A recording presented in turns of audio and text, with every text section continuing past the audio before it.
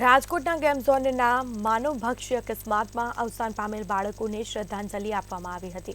વેરાવળના tower ચોક ખાતે bar association વકીલ અને વેપારીઓના સંયુક્ત ઉપક્રમે શ્રદ્ધાંજલિ અર્પણ કરવામાં આવી તેમજ બનાવમાં દોષિતો સામે કડકમાં કડક કાર્યવાહી કરવામાં આવે તેવી વેપારીઓએ માંગ કરી છે। વકીલોએ અધિકારીઓની મિલીભગત સામે આક્રોશ વ્યક્ત કર્યો છે।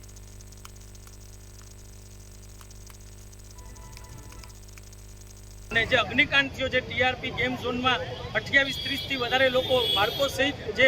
ભડતું થઈ ગયા આગમાં, તેના આત્માને શાંતિ મળે તે માટે વેરાવળ બાર એસોસિએશનના ઉપક્રમે વિવિધ વેરાવળની સામાજિક સંસ્થાઓ, શૈક્ષણિક, આરોગ્ય સંસ્થાઓ, રાજકીય આગેવાનો, બિન રાજકીય આગેવાનો સહિતના વેરાવળ નગરજનોના શ્રેષ્ઠીઓ સહિતના લોકોએ આજે જે રાજકોટમાં બનાવ બનેલો છે તેમાં જે મૃત્યુ પામ્યા છે તેઓને આત્માને શાંતિ મળે તે માટે એક શ્રદ્ધાંજલિનો આખો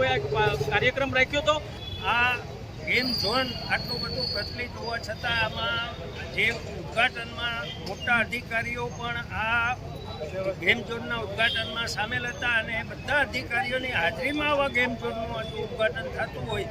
અને એમાં જો આગ સેફટી માટેની કોઈ વ્યવસ્થાઓ કરેલી ન હોય તો તંત્ર ક્યારે જાગશે એ સવાલ છે અને આ માટે આ આરોપીઓને જે મહત્તમમાં મહત્તમ સજા થાય એવું લોકો ઈચ્છી રહ્યા છે।